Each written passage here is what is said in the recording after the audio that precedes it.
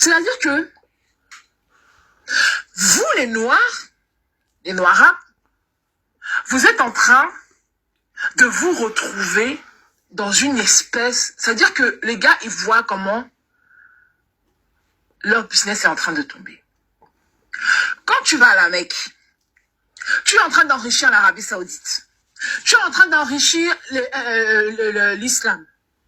Tu es en train d'enrichir absolument tout ce qui ressemble à cette région. Mais tu es en train d'appauvrir ton pays. Voilà des gens qui vont dans vos villages.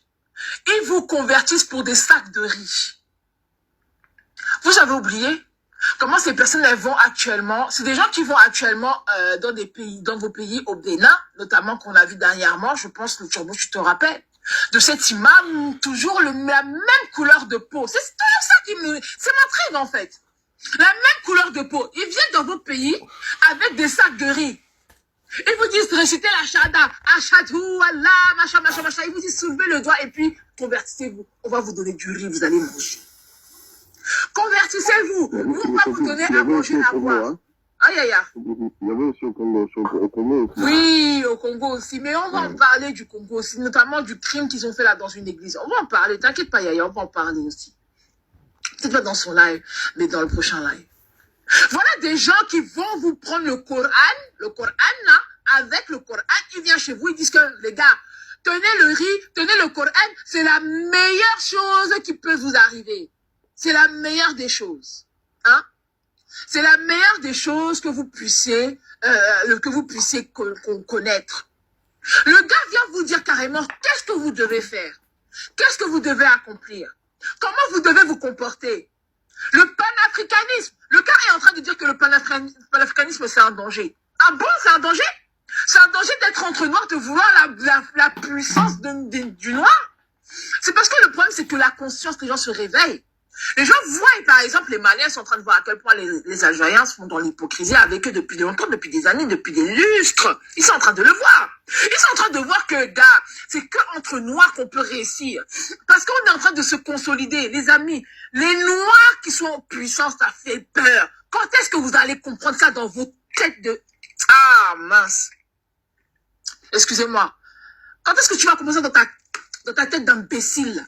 Quand est-ce que tu vas comprendre que toi, là, le noir, le fait que tu sois avec ton frère, ça fait peur. Les gens ont peur de ça. C'est leur plus grande... C'est-à-dire, ils redoutent ça.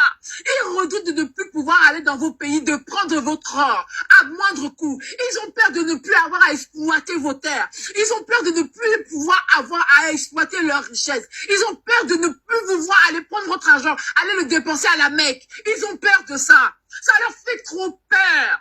Ils ont peur, ils ont très peur de ça. Mais comme vous êtes des noirs arabes, vous êtes tellement embrigadés. Votre cerveau est fermé dans cette culture arabe. Vous comprenez pas que votre rassemblement, en tournant le dos à ces religions, en tournant le dos à toutes ces personnes-là, que je dis bien notre, rassemblement leur fait peur. C'est ce qui craignent le plus. Le Mali a commencé à ouvrir les yeux par rapport au pillage de leur pétrole qu'il y avait au nord du Mali. Vous avez vu? Vous avez vu ce qu'aujourd'hui, comment l'Algérie est agressée vis-à-vis du Mali? Vous n'arrivez pas à comprendre que ces religions-là sont pour eux un mode d'avoir du flouze. Un mode d'avoir du flouze, d'avoir de l'argent. Ils ont peur de ça. Vos sœurs, vous allez en Arabie Saoudite pour dépenser votre argent. Leurs sœurs à elles, les Arabes, les femmes saoudiennes, allez les voir, elles sont sur les Champs-Élysées en train de dépenser l'argent. Allez les voir, elles sont dans les pays, au Carlton, ils dorment au Ritz-Carlton. Les gens, ils ont des hôtels de luxe dans leur pays grâce à l'argent de votre pèlerinage. Mais toi, la femme, tu es là, tu travailles des années, tu vends arachide, tu vends de l'eau, tu vends je sais pas quel genre de truc, tu fais ta... C'est-à-dire, ils prennent et tu prends ton argent, tu vas aller leur donner, pendant que elles, leurs femmes, elles vont s'acheter des sacs Louis Vuitton. Toi, ma sœur, Tu prends ton argent, tu vas leur donner l'argent de tes arachides, l'argent que tu as pris toute une vie à travailler, à économiser pour aller à la Mecque. Tu prends cet argent-là, tu vas leur donner. Pendant ce temps-là, leur femme, elle travaille pas, elles sont à la maison, mais toi, tu te réveilles sous le soleil de plomb, tu pourras aller économiser pour aller à la Mecque, parce que c'est quelque chose qui est obligatoire dans les 5 piliers de l'islam. Tu te dois absolument de travailler pour faire en sorte que tu ailles pouvoir faire le pèlerinage à la Mecque. Mais toi, tu es là, ma sœur, mon frère, quand on te parle, tu ne veux pas comprendre. Quand on te parle, tu n'écoutes pas. Quand on te parle, tu dis qu'on est des islamophobes. Quand on te parle, tu dis qu'on te déteste. On te déteste comment? On veut juste que tu ouvres tes yeux. On veut juste que tu arrêtes d'alimenter cette idéologie arabe. C'est-à-dire que ce panarabisme, on veut que tu arrêtes de l'alimenter. On veut que tu arrêtes d'alimenter ça. Arrête! Et toi, tu es là, tu ne veux pas comprendre que nous sommes en train de plutôt vouloir ton bien. On veut que notre communauté soit la plus grande communauté. Qu'on prenne, c'est-à-dire que notre puissance a sa haute valeur. On veut que quand tu marches dans la rue, en France, en Amérique, en Allemagne, en Arabie Saoudite, que tu sois protégé. Mais toi, tu es là, non, vas-y, vous êtes des islamophobes, Mohamed, c'était le meilleur des hommes et tout ça là. Tes ancêtres n'étaient pas les meilleurs des hommes? Tes ancêtres n'étaient-ils pas les meilleurs des hommes? Vous êtes là, vous voulez alimenter une idéologie, des gens qui vous détestent. Allez voir comment ces gens vous traitent dans leur pays. Ces gens qui vous disent que nous sommes des frères de la Oumma. Allez voir la haine qu'ils ont pour vous. Allez-y voir. Allez voir. En 2 mois, ils ont jeté 15 000 noirs dans le désert. L'Algérie, 15 000 noirs musulmans dans le désert. Sans eau ni nourriture en 2 mois.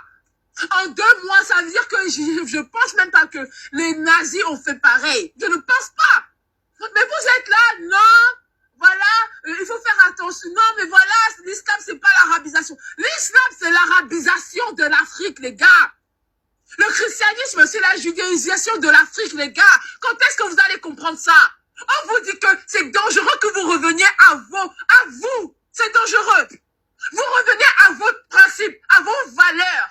À ce que vous faites, à ce que vous êtes. C'est dangereux, c'est un danger. Et vous êtes là, le pire, c'est que vous êtes prêts même jusqu'à insulter vos ancêtres. Pour justifier votre religion. Vous insultez vos ancêtres. Ouais, mes ancêtres, c'était des gens qui mangeaient les gens, ils mangeaient les albinos, ils faisaient ceci. Mais vous êtes malade. Arrêtez ça. Vous êtes en train d'alimenter une idéologie qui n'est pas la vôtre. Et ils craignent ça. Merci à tous ceux qui commencent à regarder à voir la vérité. Il y a des faits qui sont là. Et leur plus grande crainte, c'est de voir leur mosquée se vider. Leur plus grande crainte, c'est que vous n'arrivez plus leur donner l'argent à la Mecque. Parce que votre argent, votre pèlerinage, c'est le deuxième revenu de l'Arabie Saoudite après le pétrole. C'est votre argent de pèlerinage. C'est ça qui leur fait le plus peur. C'est pour ça que maintenant ils vont sur les réseaux sociaux, ils vont venir se dire que c'est un grand danger, le panafricanisme. Le fait de vouloir défendre sa communauté noire est un danger pour eux. Parce qu'ils voient que vous êtes en train, merci beaucoup pour les cadeaux, ils voient que vous êtes en train, c'est-à-dire de vous réveiller. Ce réveil fait peur. Ce réveil est en train de faire peur à ces gens-là. Mais vous êtes là. Il faut absolument aimer Mohamed. Il faut absolument prier. Il faut absolument parler arabe. On est en train de vous dire que ces textes ne sont jamais faits pour vous.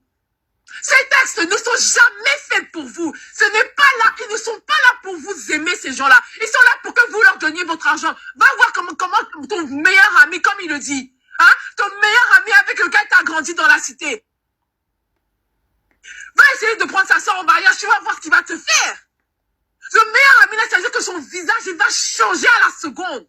À la seconde, ce gars qui était ton meilleur ami ne sera plus ton meilleur ami. Il ne sera plus ton meilleur ami. Mais toi, tu es là.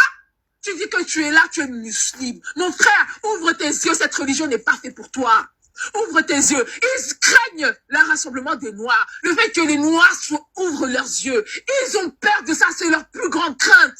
C'est leur plus grande crainte sur ce monde. Et c'est des gens qui ont très peur de ça. Parce qu'ils savent très bien que, à partir du moment où le panafricanisme, nous sommes en train de toucher la jeunesse. Cette jeunesse qui arrive derrière là, sera une jeunesse qui sera, ça veut dire, sans pitié. C'est une jeunesse qui sera sans pitié. C'est une jeunesse qui va ouvrir ses yeux et qui va se dire, merde, on a eu tout ça là. Nous, ça veut dire que moi, comme ça, je suis là, je suis jeune. J'ai commencé peut-être à travailler depuis l'âge de 16 ans. Je vais économiser pour aller donner mon argent aux Arabes. Non. Et c'est leur plus grande crainte. C'est leur plus grande crainte. Ils ont très peur de ça. Mais vous êtes tellement des hypocrites que ce monsieur-là, hier, dans les lives, vous l'avez pas dénoncé. Hier, il y avait des lives. Il y a eu des lives et des lives. Parlons de ce monsieur. La seule chose que vous avez été bon à faire, c'est de monter sur les panels pour insulter vos ancêtres. Quelle honte! Quelle honte! Les gars, réveillez-vous. Cette religion n'est pas faite pour vous. Le panarabisme, lui, il ne voit pas de danger avec ça. Il ne voit pas de danger avec le panarabisme. Il ne voit pas le danger du fait qu'il y ait 4 ou 5 pays qui soient dans la Ligue arabe. Lui, il n'a pas peur de ça. Lui, ça ne le dérange pas. Hein? Mais le fait que vous vous rassembliez pour dire que nous sommes noirs, nous sommes frères, on va se battre contre les autres. On en a marre de donner notre argent auprès des autres communautés, auprès des Arabes. On en a marre de subir le racisme. On va se mettre maintenant ensemble, on va se battre contre vous parce que actuellement, la chose qu'on doit faire, la chose qu'on déteste, c'est notre couleur. Et on doit se rassembler autour de notre couleur, autour de notre culture. On doit être fiers de notre culture. Tu es au Mali, tu es au Cameroun, tu es en Afrique du Sud. Tu parles arabe, pourquoi, mon frère? Est-ce que tu as déjà vu un arabe parler le bambara, parler le soniké, parler le swahili, parler le wondo, parler la langue le lingala? Tu as déjà vu ça? Ça n'existe pas, ça va jamais exister. Mais toi, noir, tu es là, non, mais c'est pas grave, on doit apprendre à parler arabe et tout ça, vous comprenez pas le Coran, vous comprenez pas. Les gars, réveillez-vous. Ces religions sont pas faites pour vous. Ces religions ne sont pas là pour vous. Ces gens-là ne vous aiment pas. Ils aiment que votre argent. Ils aiment que le fait que vous soyez faible. Ils aiment votre faiblesse face à leur Coran. Ils aiment vous avoir asservi face à leur Coran, face à leur couleur, face à leur culture. C'est ce qu'ils veulent, que vous appreniez votre culture, que vous preniez l'habit de l'arabe, que vous déposez votre habit traditionnel et que vous déposez votre habit de votre, c'est-à-dire de votre peuple. C'est ce qu'ils veulent. Mais ça, vous n'arrivez pas à comprendre. Ça, vous n'arrivez pas à comprendre, les gars. Vous n'arrivez pas à comprendre. Les faits, la vérité est là. La vérité est dans ses propos. Je vais les réécouter, ou vous allez les réécouter. Ça va vous faire mal. Mais il faut les écouter. Parce que c'est très grave ce qui se dit. Et c'est très vrai ce qui se dit. On continue, on reprend l'audio. Après, je vais donner la parole à Dudley. Le grand danger de l'Afrique noire, ce n'est pas le christianisme. C'est le panafricanisme. On a beaucoup de frères convertis à